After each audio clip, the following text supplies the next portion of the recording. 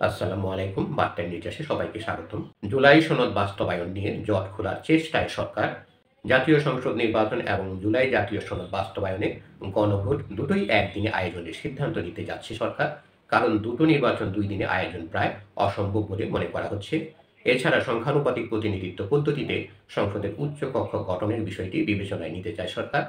এভাবে রাজনৈতিক দলগুলোর দাবি দাওয়ার মধ্যে কিছুটা সমন্বয় করে সরকার একটা সমাধান বের করার চেষ্টা করছে।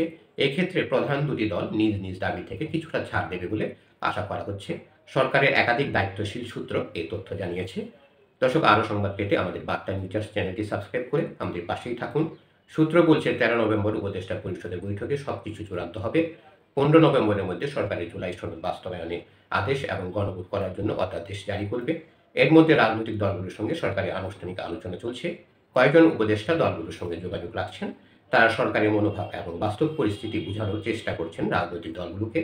গণভোট প্রশ্নে বিএনপি, জামায়াত সহ তাদের সমমনা দলগুলোর অবস্থান ঠিক বিপরীত। জামায়াতের দাবি জাতীয় নির্বাচনের আগে গণভোটের আয়োজন করতে হবে, আর বিএনপি জাতীয় নির্বাচন ও গণভোট একই দিনে চায়।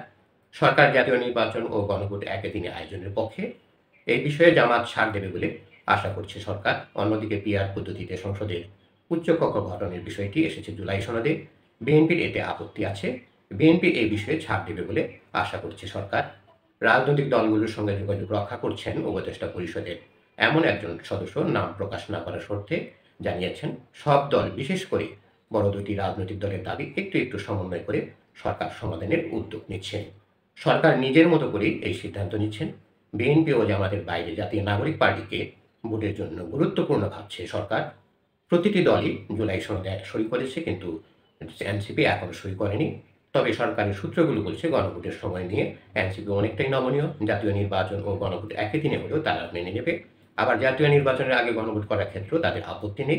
তবে এনসিপির দাবি জুলাই জাতীয় সনদ বাস্তবায়নের আদেশ জারি করতে হবে অন্তর্বর্তী সরকারের প্রধান উপদেষ্টা অধ্যাপক মোহাম্মদ ইউনূসকে। সরকার মনে করছেন এনসিপির এই দাবি মানা সাংবিধানিকভাবে সম্ভব নয়।